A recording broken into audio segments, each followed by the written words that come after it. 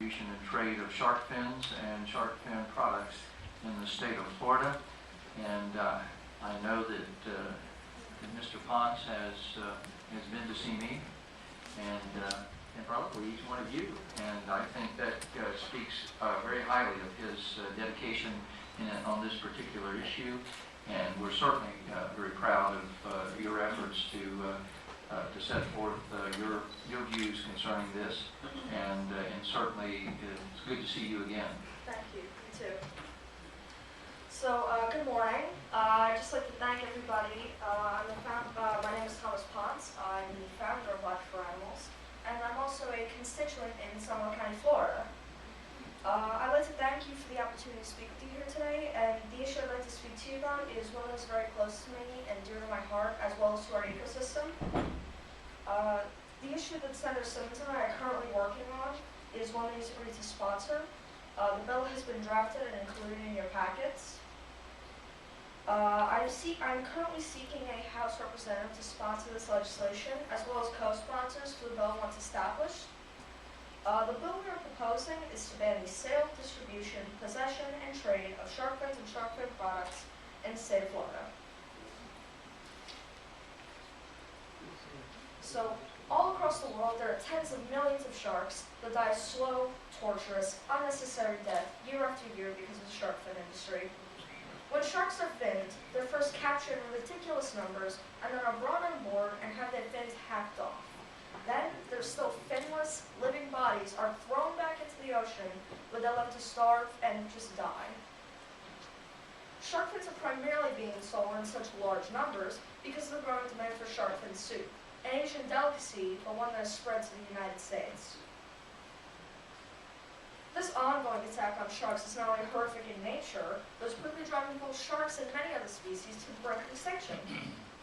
Shark finning is one of the most cruelest examples man has displayed with what they feel is nothing more than a dispensable animal.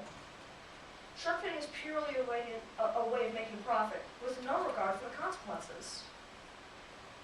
So you see, sharks are what we call a keystone predator, which means they're at the top of the food chain, and without them, the food chain would inevitably collapse. If sharks were eliminated, the impact would also be felt by humans, and that some of the main fish that are fished for commercial sale would no longer be available. And some aquatic plants would also be under stress, and the world's amazing coral reefs would be overrun with algae. It's a domino effect. One brick falls, everything next to it falls too. In January 2011, President Obama signed the Shark Conservation Act to strengthen the federal law against shark finning in U.S. waters. Unfortunately, fins that have been removed from live sharks outside U.S. waters continue to be imported to satisfy the high demand for shark fins and shark fin products. Individual states have begun to pass laws to strengthen efforts made by the Shark Conservation Act. Ports in the Pacific, West Coast, as well as New York are being closed off to the shark fin trade. There's a huge potential that imports of shark fins and shark fin products will now come into the U.S. through Florida's ports.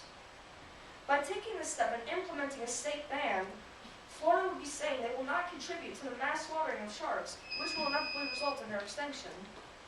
I see that I'm out of time, but I'm on my last card. I don't know if I should continue. As I stated earlier, I've been working with Senator Simmons, and he's agreed to sponsor this legislation. We are now looking for a representative from the House to join us and sponsor it as well. I'm hoping that you'll consider the information I've given you here today and choose to join us in making Florida fin-free, protecting the sharks, our oceans, and our ecosystem.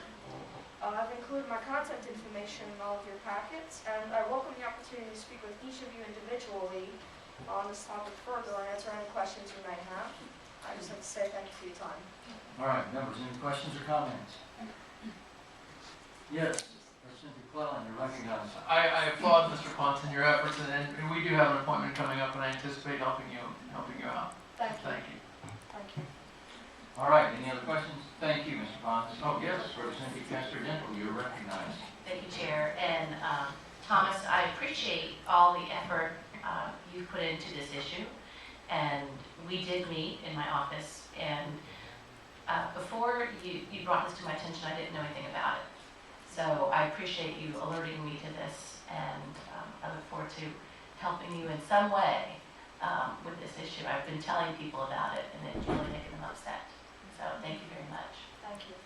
Thank you very much.